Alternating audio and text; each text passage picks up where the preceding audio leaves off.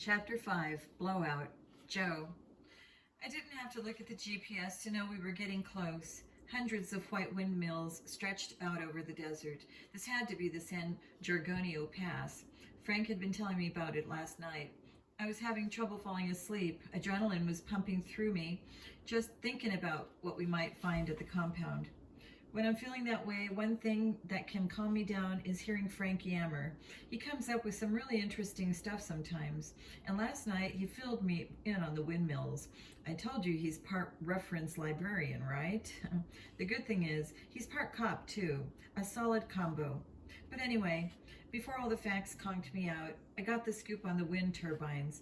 It's pretty amazing. See, hot air arises over the Coachella Valley and forces cooler air through a pass between the San Bernardino and San Jacinto Mountains. The wind gets up to 20 miles an hour, and that gets the windmills really spinning. The people who own the land sell the electricity the wind turbines generate. They farm wind. I think next time my guidance counselor asks what career I have in mind, I'm going to say that, wind farmer.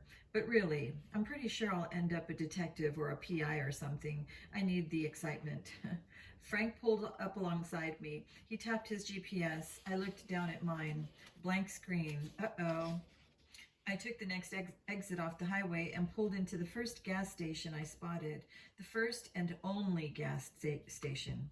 The exit hadn't even led to a town, just the station and a diner that looked like it had been closed for 50 years. The newspaper over the windows was torn and yellow. I checked the GPS again, still dark. I was hoping the malfunction was a windmill thing, but no. Frank rolled up behind me and took off his helmet, so did I. Guess we're out of GPS signal range. We're going to have to do it the old-fashioned way, he said. He took out the map that he had, that had been delivered with our assignment out of his backpack. I leaned close so I could study it too. Seems like we should get on this access road instead of the freeway.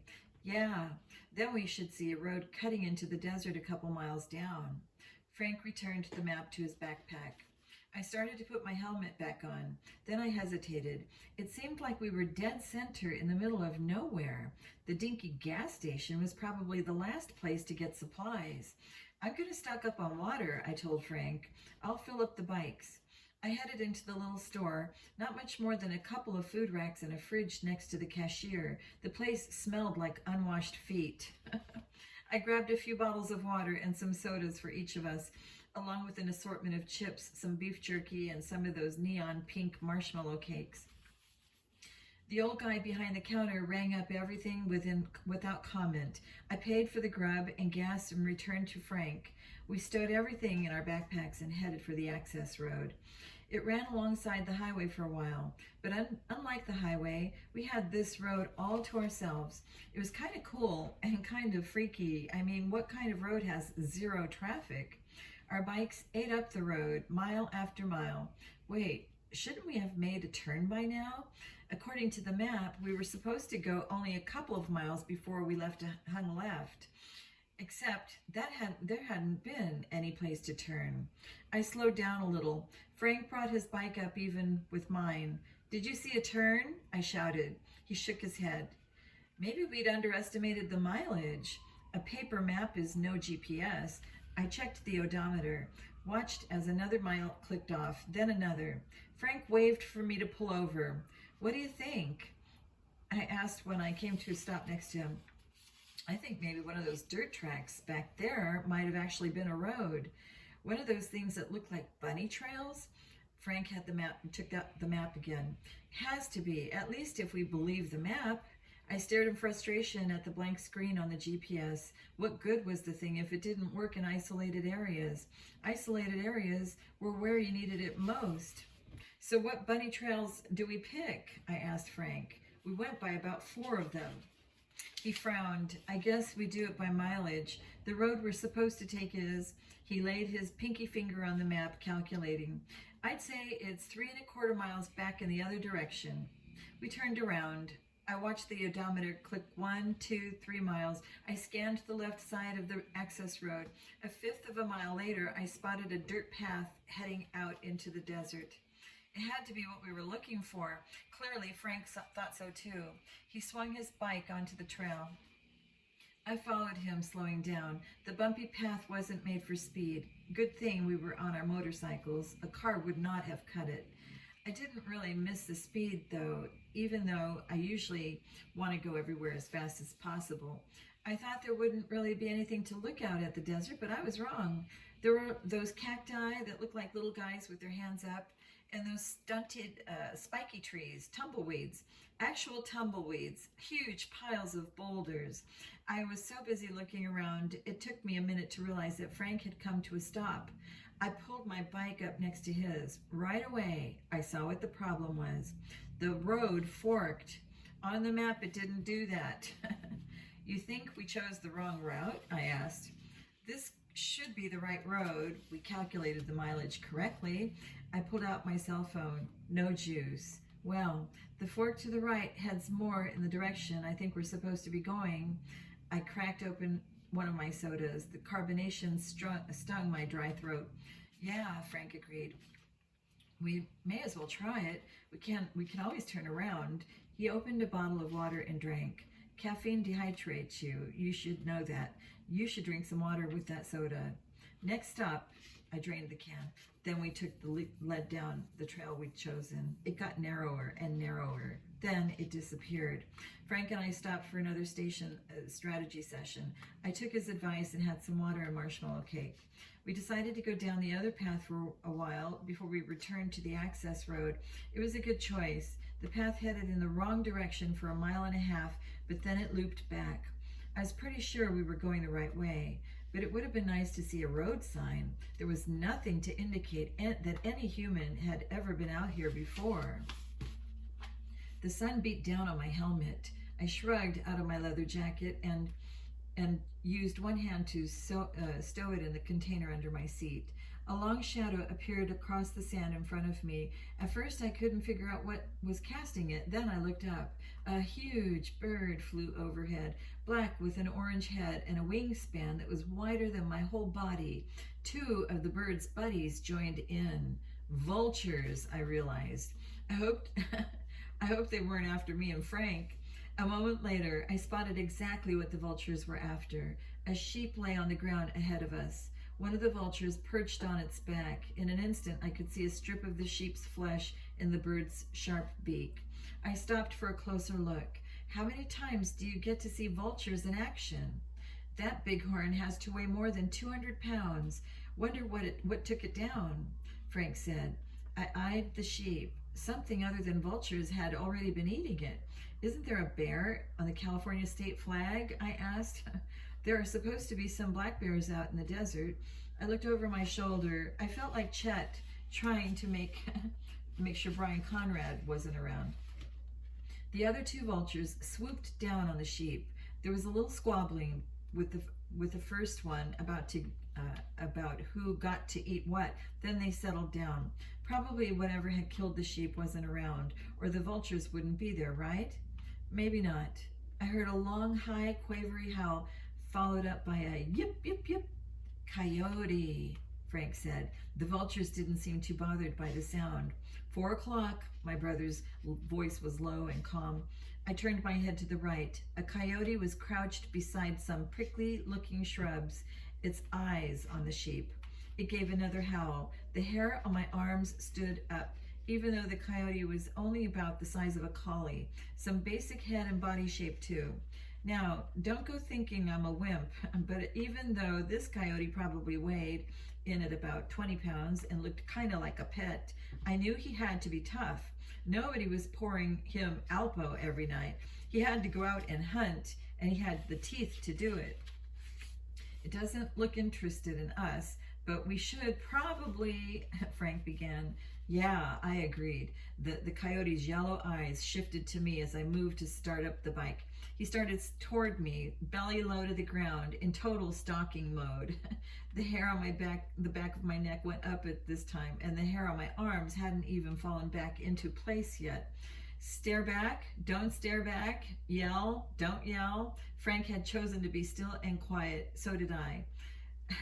Looking directly into a dog's eyes is a dominance thing. I figured it was probably the same with the coyote, so I deliberately lowered my eyes.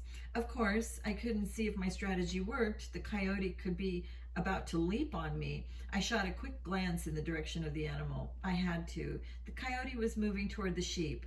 I let out a breath I didn't even know I was holding, then took the opportunity to rev up the bike. Frank and I left the birds and the coyote to duke it out over the sheep. A few miles later, we stopped again. I did a bear and coyote scan, then moved my eyes lower to check for rattlers and scorpions. All clear. Maybe we should go back and try another road, Frank said. We should be heading southeast by now. The sun was pretty much directly ahead of us, and since the sun still sets in the west, we had a problem. I pulled out a couple of pieces of jerky and handed one to Frank. What if we went off-road? I asked, just headed in the right direction. Frank considered it. I do have my compass, and we could make some markers with pieces of one of our shirts so that we could find our way back. We're not using one of my shirts. You brought extra clean underwear to last you till the next millennium. We can use a few pair of those. I drank some water to wash down the Slim Jim. When I put the bottle back in my pack, I realized I'd just drank half of the last one I had. I thought I had more. What? Frank asked. Just have to pace myself on the water, I answered. I have a bottle left. I have half of one and another soda, plus 3 little bags of chips. This would have been no biggie in normal circumstances. In normal circumstances, at least a mini mart within blocks, a mini mart and a fast food place. But in the desert, there was nothing but desert. I did another cell phone check. No juice. I knew that's what I'd see, but I had to look. Frank pulled a pair of boxers out of his backpack. He used his Swiss Army knife to cut a strip of cloth. Then he tied the cloth to the closest cactus. We have enough hours of daylight to try your plan, he said. He climbed back on his bike. We veered off the path and zoomed along. I felt like we could ride forever without hitting civilization. Then I saw something that made me feel like cheering. Number 2, a sign that says, "No trespassing," nailed to a big cactus. I let out a whoop and put on the brakes so hard that the bike skidded in a semicircle. "You're happy that we have to turn around?" Frank asked. "Don't you get it?" I asked. "That sign means that there's something to trespass onto. That means people. We can ask for directions, get more water." "You're right. Let's get trespassing." Frank led the way past the sign. A few miles later, we saw another one. "Turn back. Private property." This sign was posted next to a road. It wasn't paved or anything, but it was a road. I shot Frank a thumbs up. We were getting closer to something. I jammed on the gas. I could get a little speed going now. Yeah, I was flying down the flat, straight road. Then, bang, my back tire blew out. I spun out of control. Chapter 6, No Trespassing, Frank. Suddenly, I hit the dirt. The weight of my bike pinned me to the ground. I killed the motor and looked over at Joe. He'd been tossed too. "You okay?" I asked. I shoved the bike off, then scrambled to my feet. "Yeah." Joe sat on the ground next to his motorcycle. "What the heck just happened?" I leaned over and examined my front tire. A sharp spike was embedded in it. I jerked the spike free and held it up. This just happened. Joe found a similar spike in his back tire. I guess when they said no trespassing, they really meant it. No kidding. I walked back a few feet. Now that I was looking for them, I saw a bunch of the spikes scattered in the dirt. "So, do we walk deeper in or back out?" Joe asked. I thought about the 1.5 bottles of water we had between us and the small amount of food, if you could call chips and candy food. "In, I think. I'm hoping the guy who left these spikes is closer than the access road." Joe nodded. "Yeah, it's not like the access road would even do us much good. We didn't see anybody on it. We'd probably end up having to go back to that gas station. And that was a lot of hiking in the desert with almost no water. Stop thinking about the water, I ordered myself. It wasn't helping anything, but it kept slamming back into my brain. No water basically equals death, no matter where you are. But in the desert, death comes faster. We were on a mission, though. We couldn't turn back. Joe picked up his bike, moved it to the side of the road, and hid it behind some brush. I moved mine too. Don't get me wrong, it wasn't easy leaving them behind. We love our bikes, but we had business, and besides, who was around to steal them? We started to walk, and walk, and walk. Sweat dripped down my face and down my back. At least I was still sweating. You know, your body is really going into crisis when you don't. What do you think? Drink the soda or not? Joe asked. It'll just make you thirstier. I guess the chips are a bad idea. They'll definitely make you thirstier, but I guess we might need the carbs for energy. I'll save them, Joe decided.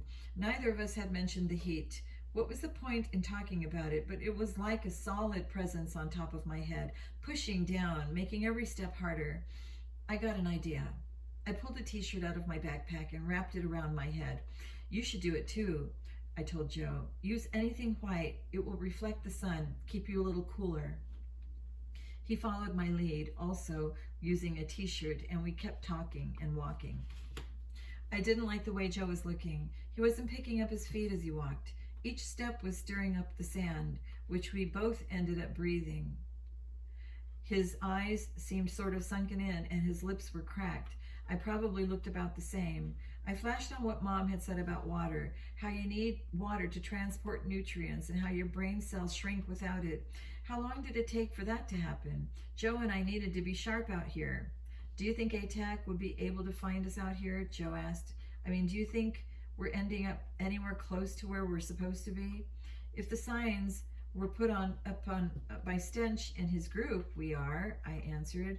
I didn't point out that ATAC and Dad weren't expecting us back for almost a week. We kept on walking. That's all we could do. Walking, walking, walking. Do you think ATAC would be able to find us? Joe asked. I shot a glance at him. Did he remember he'd already asked that question? Was he getting delirious? I pulled my water bottle out of my backpack and took a small swallow. Then I handed it to Joe. You should drink a little. I still have some of mine. Go ahead. We'll share yours later. Joe took a swig, then immediately coughed it back up. Sorry, he muttered. Wasted it. Try it again, I urged. He managed to keep the next swallow down. When he handed back the bottle, I noticed that his skin felt clammy. Not good. I checked the compass. We were going southeast, but that didn't mean anything because we didn't really know where we had started from. The map I kept looking at was useless. I jabbed a piece of cloth onto one of the spines of the nearest cactus. If we had to turn around and retrace our steps and our motorcycle ride back to the access road and then back to the gas station, would Joe make it? Would I? How about if we stopped for a while? Joe asked. I'm getting really sleepy. Maybe we could nap until dark. We have flashlights and everything. My watch read 3:14. The sun's going to be out for hours, and there'll be no place to take cover, I answered. We'll bake out here. We've got to keep going until we find at least some kind of shelter. Shelter, right, Joe stopped. He used one hand to shade his eyes as he turned in a slow circle. There's nothing. His mouth dropped open. Do you see that? Or is it a freaky desert mirage? I followed his gaze. We both stared at the metallic dot moving toward us. Was it? I yanked a small pair of binoculars out of my pack. It's a van, I told Joe. Chapter 7, Now Entering Heaven. Joe. A van, yes, our butts were saved. Unless Frank and I were both having heat hallucinations, I asked Frank for his binoculars and used them to take a better look at the vehicle. It's a Seuss-mobile, I told Frank. What does that mean? You know, it looks like something out of a Dr. Seuss book. What else was it supposed to mean? Frank took the binoculars back and checked out the van for himself. See? I asked. It has all those weird metal things poking out all over it. I think they're solar panels, he said, which explains why we aren't hearing any motor. It hadn't even registered with me how quiet the van was, but my brother was right. It was as silent as a submarine underwater. There's a good chance we found Arthur Stench, Frank told me, or he's about to find us. What else would an extreme environmentalist drive? I took the binoculars again. The van was close enough for me to see the driver now. It's not Stench, I announced, not unless he's had an extreme makeover. A girl was operating the solar-powered van. A complete killer of a girl, with all this curly, light red hair, dark freckles on her shoulders. Shades covered her eyes, but I was thinking they were green. Maybe this was a mirage after all. Frank held out his hand for the binoculars. I handed them over. Then I pulled the t-shirt off my shoulder and used my fingers to comb through my sweat-soaked hair. I'd been thinking this vacation would be girl-free. How happy was I that I was wrong. I'm still thinking the thing is a stenchmobile, Frank said. The girl could be one of his followers. There were supposed to be a bunch of people out our age at the compound. I knew that, but somehow I pictured Stench's followers differently. I mean, you don't usually think of a normal teenager type living out in the middle of the desert. No movies, no malls, no skateboard parks, no candy, no fun. I thought all the people at the compound would be, well, geeks. But the girl in the van was no geek. Geeks aren't hot. Frank stared at me like I was crazy as I licked my fingers and used them to wipe the dirt off my face. That's gross. You're smearing spit all over yourself. Who cared? First impressions count, and the red-haired girl was about to get her first impression of me. She pulled the van to a stop next to us and leaned out the window. Welcome to heaven, she called. Does that mean we're dead? Frank asked. The girl pulled off her shades. I was wrong about her eyes. They were brown, not green. Light brown, almost gold. Okay, I sound like a potato head. Sorry, just lost it for a minute. You don't look like a ghost to me, the girl said. She smiled as she stared at Frank. Stared at as in checked him out after I washed my face with spit for her. Heaven's what we call this place, the girl added. She squinted, trying to see through the sun. I guess I should tell you what I'm called too. My name's Petal Northstar. Huh? That girl's parents did not name her Petal. I kept my mouth shut though. There was still a chance Petal might realize I was the Hardy who was worthy of her. I didn't want to blow it. I'm Alex Jefferson, Frank said, and this is my brother John. Do you think he could have come up with a more boring alias for me? John? Come on, you can call me JJ, I quickly told Petal, for John Jefferson. I knew it was safer to use a fake name, but that didn't mean the name couldn't be somewhat cool. How'd you guys end up all the way out here? Petal asked. Her voice was soft, like a petal. Man, I just went potato head again. We were just doing some off-road motorcycle riding, then we ran over a couple of spikes and they blew out our tires, Frank answered, but we kept on walking. Maybe you should have obeyed the no trespassing signs, Petal said. It didn't sound like she had any problem with using spikes to keep out unwanted guests. Yeah, it's just that you have to get almost this deep into the desert to get the full impact of the terrain all the way out here. The world is untouched. No soda cans, no graffiti. Got to hand it to Frank. If Petal was from Stench's compound, he'd said the perfect words. He'd made himself look like someone who would want to live with a bunch of save the earthers. I also gave him points for spitting the words out. He tended to be super shy around girls. Petal climbed out the van. She walked around to the back door, opened it, and pulled out some canteens for me and Frank. I actually saw a cactus with graffiti carved into it once. Cut right into the cactus flesh, she said as we both took long drinks. Nothing tastes as good as water in the desert. Nothing. That's so wrong, I told her. She really looked at me for the first time, then turned her attention back to Frank. I don't know how he does it, but because he doesn't even do anything. It's like how mosquitoes go for some people more than others. Girls swarm to Frank, and what does he do about it? Nothing. What a waste. Mr. Stench is expecting me back. I guess I should bring you boys with me. We can make plans to get you home later. She smiled at Frank. Or maybe you'll want to stay a while, really experience the desert. Bingo. She was definitely from Arthur Stench's compound. Great, Frank said. Thanks. He climbed into the back of the van and I was right behind him. I was hoping I could get the shotgun seat next to Petal, but it was loaded with boxes. I wondered what was in them. Guns? Bombs? Vegetable seeds? Did that water taste weird to you? Frank asked as Petal walked back around the van to the driver's side door. It tasted awesome, I answered. Don't drink too much, okay? He said. He dropped his voice to a whisper as Petal got behind the wheel. I think it might be poisoned. It tasted off to me. Poisoned? But why? Did Stench somehow get advance notice that Frank and I were coming? Did he know about the mission? The thoughts made me feel dizzy. Or maybe it was all those hours in the sun. I drank some more water. It really tasted good. Maybe a little metallic from being in the canteen, but good. Frank shot me a disapproving look, but it's not like it was any better to die of dehydration than poison. You were dead either way. Pedal powered up the solar van and we bounced away. It felt great to be moving and sitting. You two must be hungry, Pedal said. You too, but she was using the rear view mirror to look straight at Frank. Even though Frank was still wearing a freaking t-shirt turban and had grit all over him, he looked like one of those sand people in Star Wars. Yeah, all that walking, Frank answered. There are some energy bars in that bag behind your seat. Help yourself. I didn't need to be asked twice. I grabbed bars for me and Frank and had half of mine down my gullet in about a second. Chewy, Frank said, the word coming out garbled because he was having trouble swallowing his bite of energy bar. Mine wasn't going down too smooth either. The more I chewed, the bigger the lump in my mouth seemed to become, although it couldn't really be growing, could it? Tofu and cactus fiber, Petal told us. We make them ourselves at the compound. Frank looked like I felt.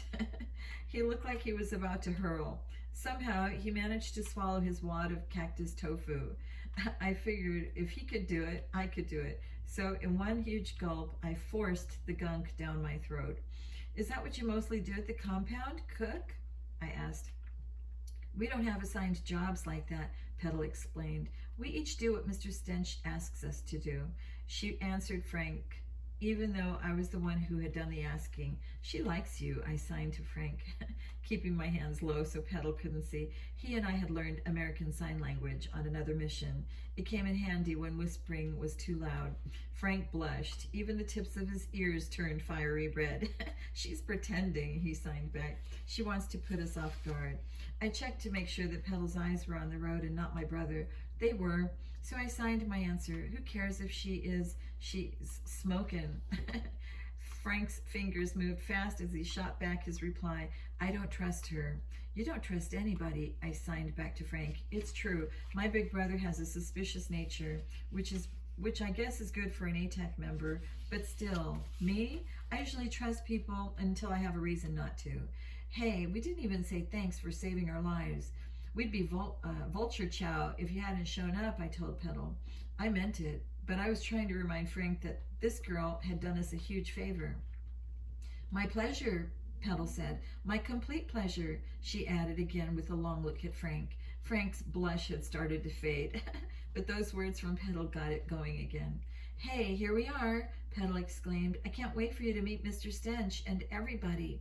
I couldn't wait to meet Mr. Stench either, the mystery man. What would he be like? Slowly we drove past a sign that read, Now Entering Heaven. Chapter 8. The famous Mr. Stench, Frank. Now entering heaven. I wondered if that was true, or if we were really entering some kind of hell. Actually, the place didn't look like either. The compound didn't look much like anything. Just a cluster of tents of different sizes, a short row of porta potties, and in the distance, one wooden building with no windows that I could see. Petal pulled the van up next to the biggest tent. Two guys about my age trotted up to meet us. They started unloading the boxes from the front seat without a word. I've got some stuff to take care of, Petal said, but I know Mr. Stench will want to see you guys and help you get wherever you need to go. She smiled at me. Was Joe right? Did she like me? I'm not the best girl smile evaluator. It didn't matter. I had to stay objective. About Petal, about Stench, about the whole compound. Joe and I were on a fact-finding mission, and I needed to focus on facts, only facts. That is, if he doesn't convince you to stay, Petal added. A lot of people do. It's the kind of place you find when you're the kind of person who belongs here. Hey, Petal, my blowin' in the wind girl. Someone called, interrupting. Let me read that again. Hey, Petal, my blowin' in the wind girl. Someone called, interrupting. I turned toward the voice and saw a guy wearing a metal suit with what looked like a metal top hat on his head. Additional sheets of metal poked out from his back like mutant angel wings. Oh, Dorothy, Joe said out of the side of his mouth. I tried not to crack up, but now that Joe had pointed it out, I realized the guy did have a Tin Woodsman look going. like the Wizard of Oz. He literally clanked as he headed over to us. Solar Man, Petal gave the guy a half hug. Half was all he could manage with those metal wings the guy was sporting. What you got there? The man asked, nodding at me and Joe. I found these boys wandering in the desert, Petal answered. Alex and JJ. Meet Solar Man. He's been with the compound from the beginning. I made a mental note. He'd be a good source of information. Can you take care of them for me? I know Mr. Stench will want to talk to them. Of course, my little bit of flower, Solar Man told Petal. See you guys later, Petal told me and Joe. She headed into the large tent. Yeah, like she's ever actually seen me, Joe muttered. He's always complaining about how girls like me more. I don't get it. The chief is in a confab right now, Solar Man said. Cannot be interrupted, but you two can hang with me until he's done. Come on, I'll take you to my abode. It wasn't hard to figure out which tent belonged to Solar Man. It was the only one covered with solar panels. There was a lawn chair made entirely of foil sitting out front. Solar Man adjusted the chair so that it was facing directly toward the sun. Then he sank down onto it with a sigh. I blinked at his solar suit, shot reflections of the sun into my eyes, all made of recycled materials. Found him myself, Solar Man told us, patting his foil chair. Aren't you